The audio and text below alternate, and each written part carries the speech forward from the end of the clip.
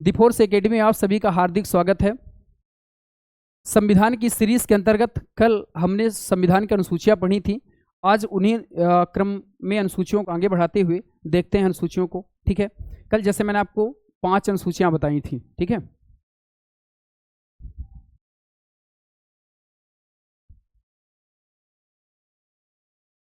ठीक है।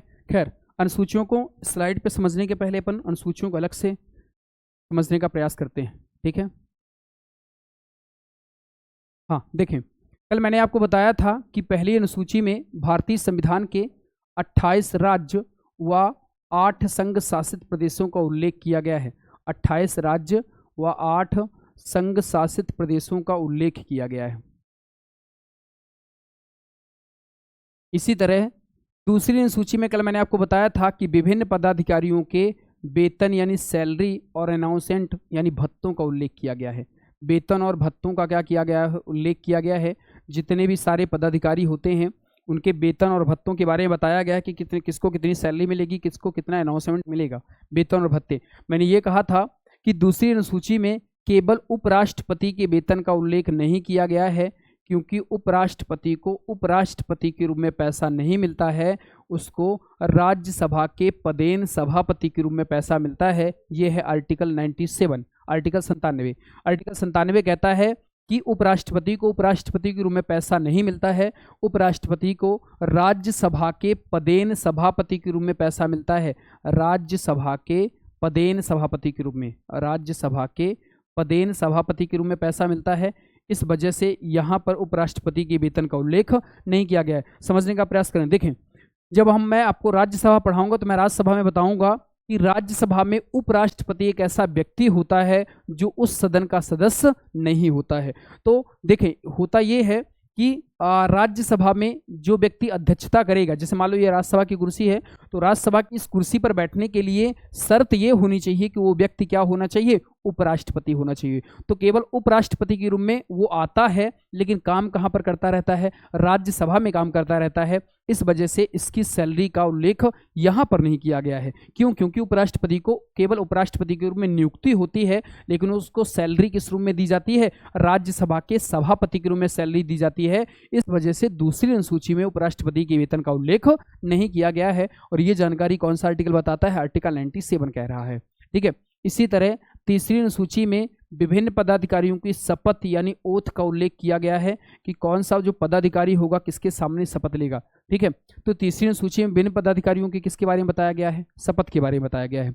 इसी तरह चौथी अनुसूची में राज्यसभा सदस्यों के प्रतिनिधित्व की बात की गई है। राज्यसभा सदस्यों के प्रतिनिधित्व की बात की गई है। प्रतिनिधित्व की बात की गई है कि किस राज्य से कितने राज्यसभा के कैंडिडेट आएंगे। ये आपका कौन से अनुसूची में बताया गया है? चौथी अनुसूची में बताया गया है। तो पहली में 28 राज्य 8 संघ शासित प्रदेश, दूसरी में वेतन और भत्ते, तीसरे में शपथ का उल्लेख किया गया है पदाधिकारियों की, और चौथे में किस राज्य से कितने राज्यसभा के सदस्य आएंगे ये उल्लेख किया गया है चौथी अनुसूची में। ठीक है, इसी तरह पांचवी अनुसूची में अनुसूचित जाति और अनुसूचित जनजाति का प्रशासन और नियंत्रण का उल्लेख किया गया है।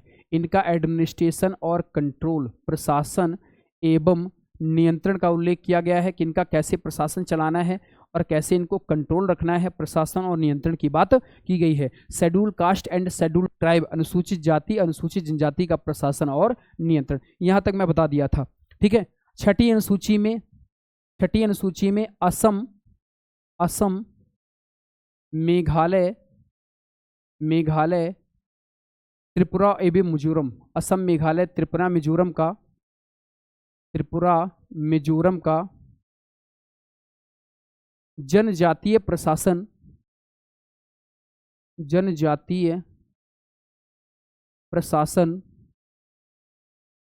एवं नियंत्रण की बात की गई है।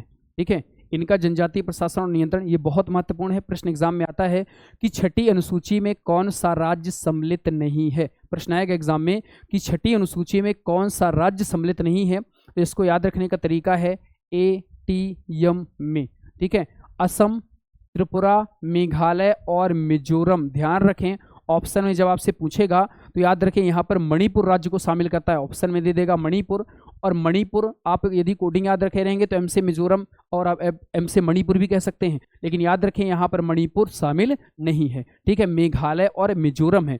तो असम, त्रिपुरा, मेघालय और मिजोरम है, ना कि मणिपुर, ठीक है। और ऑप्शन में आपको शामिल करेगा मणिपुर और पूछेगा निम्न में से छठी अनुसूची में कौन सा राज्य सम्मिलित नहीं है। तो छठी अनुसूची में असम, मेघालय, त्रिपुरा और मिजोरम के जनजातीय प्रशासन और नियंत्रण की बात की गई है, ठीक है। उसकी कोडिंग याद रखने का तरीका है एटीएम में, ए से है असम, त्रिपुरा, मेघालय और मिजोरम, यहाँ पर मणिपुर नहीं है, ठीक है। तो याद रखो, देखो यहाँ पर हमने 5वीं में SC/ST की बात की, 6वीं में ये पूर्वोत्तर के राज्य हमने कहे, क्योंकि यहाँ पर पूर्वोत्तर के राज्यों को में आपका क्या है, असम, मेघालय, त्रिपुरा, मिजोरम को रखा गया है। इसका कारण ये है कि ये भी जनजातीय बहुल्य क्षेत्र हैं, ठीक है। यहाँ पर जंगल हैं और यहाँ पर जो लोग रहते हैं तो उनके लिए क्या है, वो हमारी चीज़ें नहीं समझ पा रहे हैं, ठीक है। तो उनको कंट्रोल रखना है, यदि उनको ज़्यादा बाध्य तरीके से कंट्रोल करेंगे तो वो जनजातियाँ क्या है, उनको नुकसान पहुँच सकता है। तो इस वजह से इनमें आराम से प्रशासन करना है और आराम से इनको कंट्रोल रखना है।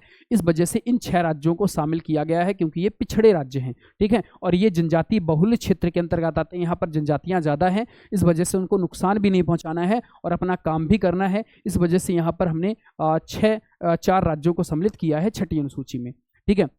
अब 7वीं अनुसूची में सूचियों की बात की गई है। 7वीं अनुसूचियों में किसकी बात की गई है भाई, सूचियों की बात की गई है। यहाँ पर 3 सूचियां हैं, ठीक है। देखें यहाँ पर मैं आपको बताने का प्रयास करता हूँ, ठीक है। 7वीं अनुसूची में आपका किसकी बात की गई है, सूचियों की बात की गई है, बहुत महत्वपूर्ण है, ठीक है। और सूचियों की संख्या कितनी है, 3 सूची है।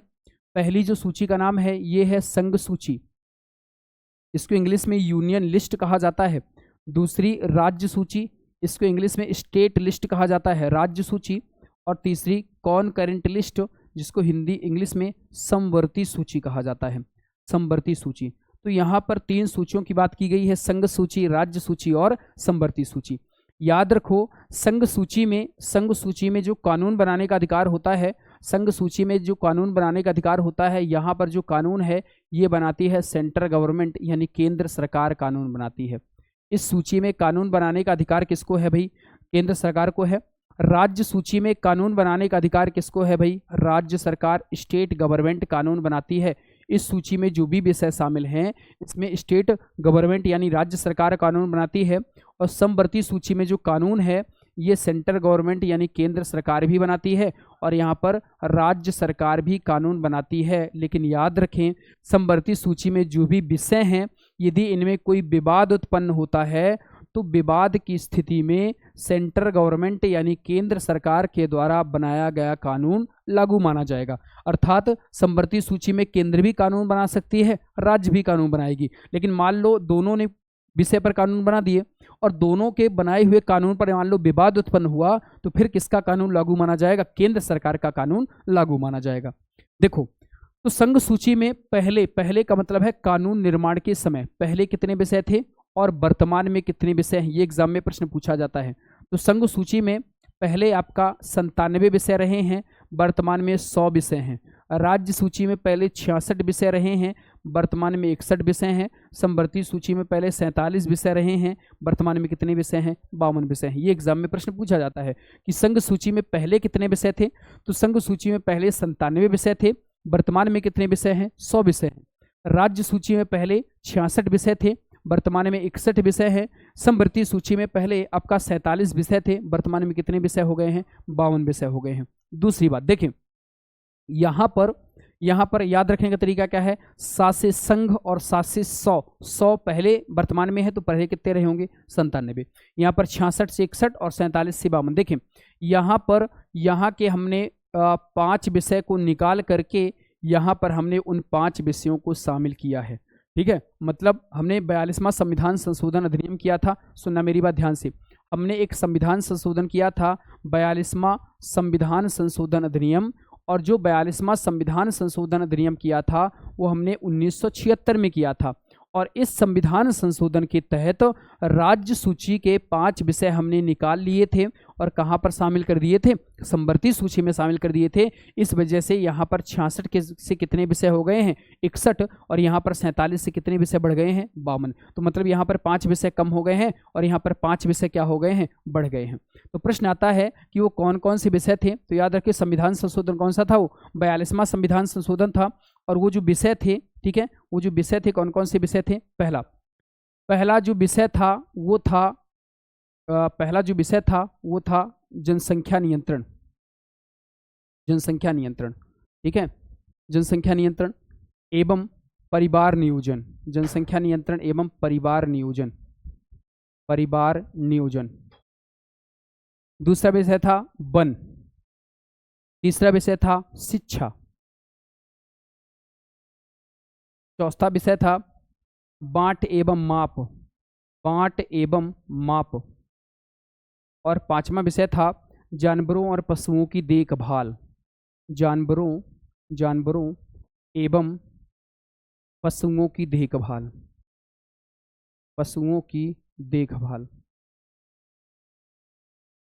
ये 5 विषय थे जो हमने राज्य सूची से निकाले और कहाँ पर शामिल कर दिए, समवर्ती सूची में शामिल कर दिए। इस वजह से यहाँ पर 66 में 5 कम करेंगे तो 61 हो जाएंगे और 47 में 5 बढ़ाएंगे तो 52 हो जाएंगे। तो याद रखें ये सारे प्रश्न आते हैं, ठीक है। अब मेरी बात ध्यान से सुने और समझने का प्रयास करेंगे, ठीक है। अब मैंने कहा, क्या कहा मैंने, कि हमने 5 विषय निकाले, कौन कौन से थे। तो इसको याद रखने का तरीका ये है कि वन में आपको जाना है और वन में क्या लेनी है, शिक्षा लेनी है। वन में आपको शिक्षा लेनी है। शिक्षा किसकी लेनी है, कि जनसंख्या नियंत्रण और परिवार नियोजन करना है।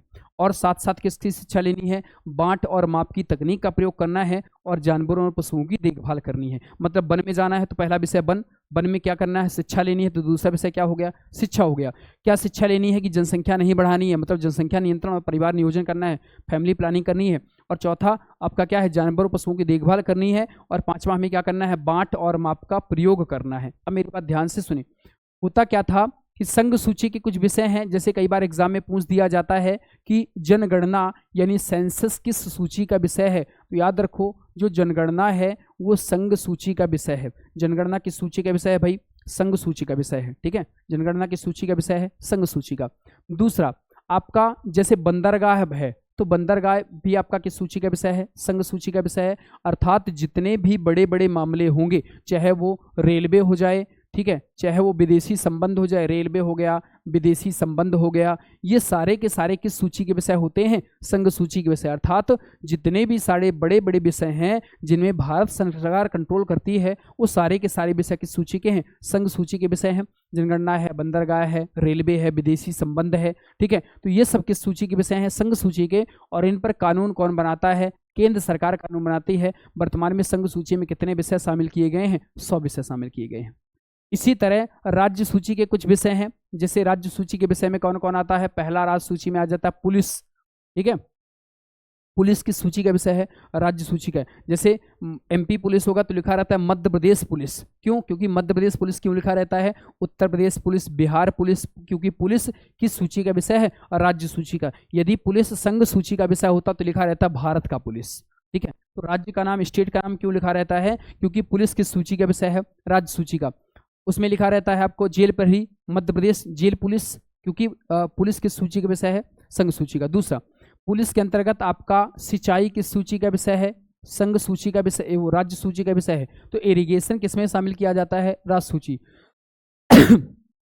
इसी तरह आपका याद रखो जो कृषि सबसे महत्वपूर्ण है, कृषि भी किस सूची का विषय है, राज्य सूची का विषय है, ठीक है। कुछ लोगों के दिमाग में आता है कि कृषि जो है ये संघ सूची का है, लेकिन याद रखो कृषि किस सूची का विषय है, राज्य सूची का विषय है। और समवर्ती सूची के जो विषय हैं मैंने बता दिया है कि जैसे वन समवर्ती सूची का है, शिक्षा है, बाट और माप है, जानवर पशुओं की देखभाल है, जनसंख्या नियंत्रण है। ये कुछ महत्वपूर्ण विषय हैं संघ सूची, राज्य सूची और समवर्ती सूची के। ठीक है कि नहीं। तो याद रखो दूसरी बात, जनगणना, बंदरगाह, रेलवे और जो भी बड़े मामले हैं वो संघ सूची में है। राज्य सूची में पुलिस आता है, सिंचाई आता है, कृषि आता है। समवर्ती सूची में ये 5 विषय रखे गए हैं, ठीक है। देखो ये हमने 5 विषय हमने राज्य सूची से निकाल करके कहाँ पर शामिल कर दिए हैं, समवर्ती सूची। ऐसा क्यों किया है? देखो होता क्या था कि राज्य सूची में कानून बनाने का अधिकार किसको है? राज्य सरकार को है। अब राज्य सरकार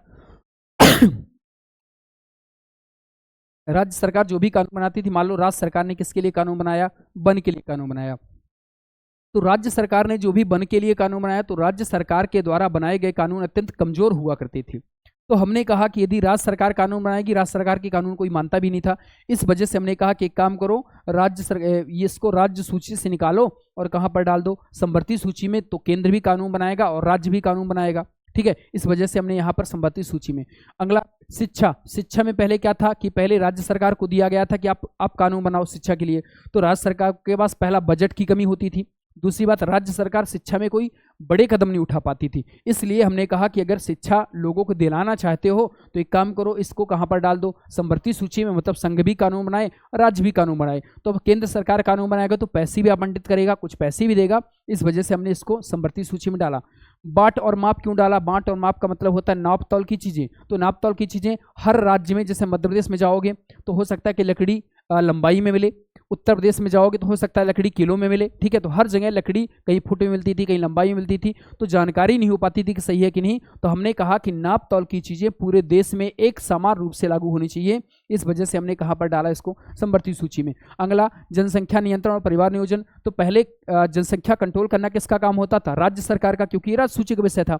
अब राज्य सरकार जनसंख्या के लिए कड़े कानून नहीं उठा पाती थी, नारे लगाती थी कि हम दो हमारे दो। लेकिन होता क्या था, राज्य सरकार पैसे भी यदि देना चाहती थी तो उसके पास बजट नहीं रहता था। इस वजह से हमने जनसंख्या नियंत्रण को कहा कि यदि केंद्र भी काम करेगी तो ज्यादा मजबूती से काम होगा। इस वजह से जनसंख्या नियंत्रण और परिवार नियोजन को हमने कहां पर शामिल कर दिया? समवर्ती सूची में। ठीक है, अगला जानवरों और पशुओं की देखभाल। तो जानवरों को पहले राज्य सरकार कानून बनाती थी, कमजोर कानून होते थे, जो बड़े बड़े लोग हैं उससे निकल जाते थे। ठीक है, इस वजह से हमने यहाँ पर शामिल किया समवर्ती सूची में, ताकि यदि राज्य के कानून से कोई व्यक्ति बच जाए तो केंद्र के कानून में फंस जाए। इस वजह से हम यहाँ पर इन 5 विषयों को हमने राज्य सूची से निकाल करके कहाँ पर शामिल किया है? समवर्ती सूची में शामिल किया है। ठीक है, ये एग्जाम में कई बार आते हैं कि पहले कितने विषय थे, वर्तमान में कितने विषय हैं, किस चीज को कहाँ पर रखा गया है। ठीक है, कौन सा संविधान संशोधन था जिसमें राज्य सूची के 5 विषय निकाल करके हमने समवर्ती सूची में शामिल किए हैं? वो कौन सा था? 42वां संविधान संशोधन अधिनियम 1976। क्लियर है कि नहीं? तो ये सारी बातें थी। ठीक है, अब देखें ये कौन सी अनुसूची है? ये 7वीं अनुसूची है। ठीक है, अब देखें 7वीं अनुसूची के बाद आती है 8वीं अनुसूची। 8वीं अनुसूची में 22 भाषाओं का उल्लेख किया गया है। ये बहुत महत्वपूर्ण है, एग्जाम में कई बार आता है कि कौन से अनुसूची में 22 भाषाओं के बारे में बताया गया है। तो 8वीं अनुसूची में 22 भाषाओं का उल्लेख किया गया है। जब हम संविधान बनाए थे, अर्थात संविधान निर्माण के समय आपका कितनी भाषाएं थी? 14 भाषाएं थी। संविधान निर्माण के समय 14 भाषाएं थी। वर्तमान में कितनी भाषाएं हो गई हैं? 22 भाषाएं हो गई हैं। तो एग्जाम में आता है 14 से 22 तक का सफर कि किस संविधान संशोधन के तहत और कब किस भाषा को जोड़ा गया। ठीक है, तो देखें 21वां संविधान संशोधन, 71वां संविधान संशोधन, 71वां संविधान संशोधन और 92वां संविधान संशोधन। 92वां संविधान संशोधन ये 1967 में हुआ, 92 में हुआ ये, और ये 2003 में हुआ। ठीक है, 21वां संविधान संशोधन के तहत सिंधी को राजभाषा बनाया गया था। इसके तहत कोकड़ी,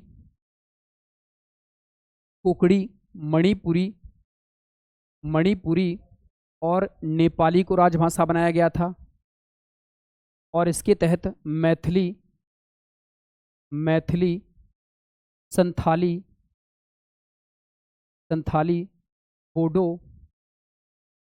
बोडो और डोंगरी को राजभाषा बनाया गया था। डोंगरी बहुत महत्वपूर्ण है। अब सुनना मेरी बात ध्यान से। देखें पहले भाषाएं कितनी थी भाई? 14। वर्तमान में कितनी भाषाएं हैं? 22। मतलब 14 से 22 तक, मतलब 8 भाषाएं बढ़ी हुई हैं। तो हमने 21वां संविधान संशोधन किया था। कब किया था? 1967 में। और 21वां संविधान संशोधन के तहत सिंधी को राजभाषा बनाया। याद रखें, हम क्या बना रहे हैं? राजभाषा बना रहे हैं, राष्ट्रभाषा नहीं बना रहे हैं। समझ में आ गया? राजभाषा और राष्ट्रभाषा में फर्क होता है। राष्ट्रभाषा का मतलब होता है किसी राष्ट्र के लोगों के द्वारा बोली जाने वाली भाषा। तो जैसे भारत में कहूँ मैं कि हिंदी क्या है, तो हिंदी भारत की राजभाषा है, राष्ट्रभाषा नहीं है। हमारी राष्ट्रभाषा कोई भी नहीं है, क्योंकि हमारे ऐसी कोई भी भाषा नहीं है जिसको पूरा का पूरा राष्ट्र बोलता हो। तमिलनाडु की तरफ जाओगे तो तमिलनाडु में तमिल बोली जाती है, केरल में जाओगे तो मलयालम बोली जाती है। तो हर स्टेट की अलग अलग भाषाएं हैं। इस वजह से भारत की कोई भी राष्ट्रभाषा नहीं है, भारत की कोई भी राष्ट्रभाषा नहीं है, मतलब हमारी कोई भी राष्ट्रभाषा नहीं है। क्योंकि राष्ट्रभाषा का मतलब होता है कि एक राष्ट्र के लोगों द्वारा बोली जाने वाली भाषा, और राष्ट्र के लोगों द्वारा हमारी ऐसी कोई भाषा नहीं जो पूरे राष्ट्र के लोग बोलते हों। क्लियर है? तो हमारी हिंदी क्या है फिर? हमारी हिंदी जो है ये राजभाषा है। राजभाषा का मतलब है ऑफिशियल लैंग्वेज, ठीक है, जो काम करने में प्रयोग की जाती है। तो हमारी हिंदी राजभाषा है, राष्ट्रभाषा हमारी कोई भी नहीं है। क्लियर है कि नहीं? तो ये राजभाषाएं हैं, सबकी सब राष्ट्रभाषाएं नहीं हैं। और हिंदी भी हमारी क्या है? राजभाषा है। राष्ट्रभाषा हमारी क्या है? हमारी राष्ट्रभाषा कुछ हैया नहीं है, क्योंकि राष्ट्रभाषा का अर्थ होता है राष्ट्र के लोगों के द्वारा बोली जाने वाली भाषा, और ऐसी कोई भाषा नहीं जिसको पूरा का पूरा राष्ट्र बोलता हो। क्लियर है? तो देखो, तो 21वां संविधान संशोधन कब किया गया? 1967 में किया गया, और इसमें सिंधी को राजभाषा बनाया गया। 71वां संविधान संशोधन 1992 में किया गया, और इसमें कुकड़ी, मणिपुरी और नेपाली को राजभाषा बनाया गया। 92वां संविधान संशोधन 2003 में किया गया, और इसमें मैथिली, संथाली, बोडो और डोंगरी को राजभाषा बनाया गया। प्रश्न आएगा कि कोकड़ी को राजभाषा किस संविधान संशोधन के तहत बनाया गया? 71वां। यह प्रश्न आएगा सिंधी को राजभाषा कब बनाया गया? 1967। यह प्रश्न आएगा कि संथाली को राजभाषा किस संविधान संशोधन के तहत बनाया गया? 92वां। यह प्रश्न आएगा कब बनाया गया? 2003। इसको याद रखने का तरीका यह है कि हम ऐसे याद रखेंगे कि 21, 71 दोनों को जोड़ोगे तो कितना हो जाएगा? 92। 21, 71, 92, 21, 71, 92, और इसमें याद रखो 67, 92, 2003। 21, 71, 92, 67, 92, 2003। ठीक है, 7 से 67 और 7 से सिंधी। ठीक है, इसके लिए याद रखो नमक, नेपाली, मणिपुरी और कुकड़ी। नेपाली, मणिपुरी और कुकड़ी, ना से नेपाली, मा से मणिपुरी और कुकड़ी। और इसके लिए याद रखेंगे हम BDMS। BDMS का मतलब है बोडो, डोंगरी, मैथिली और संथाली। बोडो, डोंगरी, मैथिली और संथाली। तो इसके लिए 21, 71, 92, फिर 67, 92, 2003। ठीक है, 7 से 67 और 7 से सिंधी। इसके लिए हम याद रखेंगे नमक, ना से है नेपाली, मा से है मणिपुरी, का से है कुकड़ी। ठीक है, और इसके लिए याद रखेंगे BDMS यानी बोडो, डोंगरी, मैथिली और संथाली। ठीक है, तो ये है आपकी 22 भाषाएं। एग्जाम में 1000 बार पूछी जाती हैं कि निम्न में से कौन सी भाषा को किस संविधान संशोधन के तहत जोड़ा गया और कब जोड़ा गया। तो ये है आपकी 8वीं अनुसूची। ठीक है, 8वीं अनुसूची के बाद आती है 9वीं अनुसूची। ठीक है, 8वीं अनुसूची के बाद आती है 9वीं अनुसूची। तो याद रखें 9वीं अनुसूची जो है ये संविधान का पहला संविधान संशोधन है। एग्जाम में आएगा कि संविधान का पहला संविधान संशोधन, फर्स्ट कॉन्स्टिट्यूशनल अमेंडमेंट कौन सा है? तो संविधान का पहला संविधान संशोधन कौन सा है? 9वीं अनुसूची। तो 9वीं अनुसूची संविधान का पहला संविधान संशोधन है, जो कब जोड़ी गई है? 1951 में जोड़ी गई है। 1951 में जोड़ी गई है। और इसमें क्या है भाई? इसमें संपत्ति के अधिग्रहण की बात की गई है। संपत्ति के अधिग्रहण की बात की गई है। संपत्ति के अधिग्रहण की बात की गई है। बात की गई है।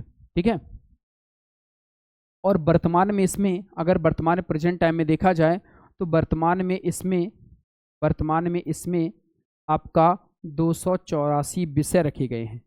वर्तमान में इसमें किसी भी विषय रखे गए हैं? 284 विषय रखे गए हैं।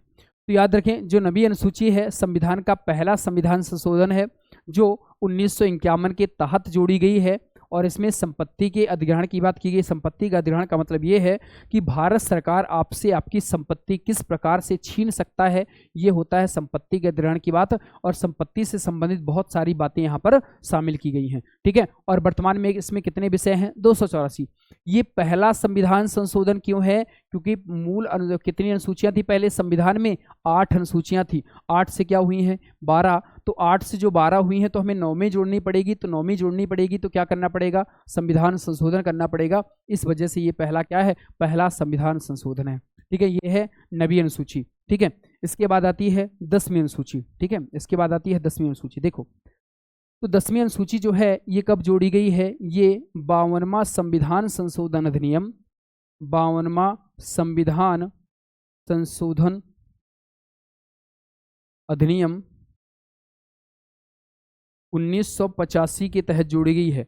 52वां संविधान संशोधन अधिनियम 1985 के तहत जोड़ी गई है। और इसमें क्या हुआ है भाई, इसमें 10वीं अनुसूची में आपका क्या है, दल बदल पर रोक लगाई गई है। दल बदल पर क्या लगाई गई है भाई, रोक लगाई है। 10वीं अनुसूची में दल बदल को हमने रोक लिया है कि कोई भी व्यक्ति एक दल को बदल करके दूसरे दल में नहीं जा सकता है, अर्थात दल बदल पर क्या लगा दी गई है, रोक। तो प्रश्न आता है कि दल बदल कौन सी अनुसूची में है, तो ये 10वीं अनुसूची में है। और कब जोड़ी गई है, तो 52वां संविधान संशोधन अधिनियम 1985 के तहत जोड़ी गई है। और इसमें दल बदल पर क्या लगाई दी गई है, रोक लगा दी गई है। यह है आपकी 10वीं अनुसूची। ठीक है, 10वीं के बाद जो है अगली अनुसूची आती है 11वीं अनुसूची। ठीक है, तो 11वीं अनुसूची जो है ये आपका 73वां संविधान संशोधन अधिनियम के तहत जोड़ी गई है। और 12वीं अनुसूची जो है ये आपका 74वां संविधान संशोधन अधिनियम। याद रखो, ये दोनों अधिनियम 1992 में आए थे और ये दोनों अधिनियम 1993 में पारित हुए हैं। ठीक है, तो 11वीं अनुसूची जो है ये 73वां संविधान संशोधन अधिनियम 1993 के तहत जोड़ी गई है। और इसमें क्या हुआ भाई, इसमें ग्राम पंचायतों या पंचायती राज के ग्राम पंचायतों को कितने विषय दिए गए हैं, 29 विषय दिए गए हैं। और ये गांव की जो पंचायत है 29 विषय पर कानून बना सकती है। ये है 11वीं अनुसूची। ठीक है, तो 11वीं अनुसूची में क्या है भाई, यह अनुसूची 73वां संविधान संशोधन अधिनियम 1993 के तहत जोड़ी गई है। और इसमें ग्राम पंचायतों को 29 विषय प्रदान किए गए हैं जिसमें गांव के लोग या गांव की पंचायतें कानून बना सकती हैं। ठीक है, और ये 74वां संविधान संशोधन अधिनियम 1993 के तहत जोड़ी गई है। और इसमें क्या है भाई, इसमें नगर पंचायतों या नगर पालिकाओं को कितने विषय दिए गए हैं, नगर पंचायतों को 18 विषय प्रदान किए गए हैं। मतलब नगर की पंचायत जो है ये कितने विषयों के लिए कानून बना सकती है, 18 विषय के लिए। तो याद रखो ये 73वां संविधान संशोधन 93। और इसमें क्या, ग्राम पंचायतों को नहीं, देखें 73वां संविधान संशोधन अधिनियम आया 1992 में था, लेकिन पारित कब हुआ है, 1993। ये दोनों अधिनियम आपका क्या है, 1900। देखो ये 73वां संविधान संशोधन अधिनियम आया कब था, 1992 में आया था। यदि आने की डेट पूछे कि कब आया था, तो 1992 में आया था। लेकिन 24 अप्रैल 1993 को पंचायती राज, 20 अप्रैल को राष्ट्रपति ने स्वीकृति दी थी और 24 अप्रैल को हम लोग पंचायती राज दिवस मनाते हैं। तो 24 अप्रैल 1993 को पूरी तरह से पारित हुआ था ये। इस वजह से 24 अप्रैल को पंचायती राज दिवस मनाया जाता है। प्रश्न कभी आपसे पूछ दे कि पंचायती राज दिवस कब मनाया जाता है, तो 24 अप्रैल को पंचायती राज दिवस मनाया जाता है, क्योंकि 20 अप्रैल को स्वीकृति मिली थी और 24 अप्रैल को ये लागू हो गया था पूरी तरह से। इस वजह से हम 24 अप्रैल, तो आने की डेट इसकी 92 है और इसकी आने की डेट क्या है, 93। ये 93 में ही आया है और 93 में ही पारित हो गया है। तो 73वां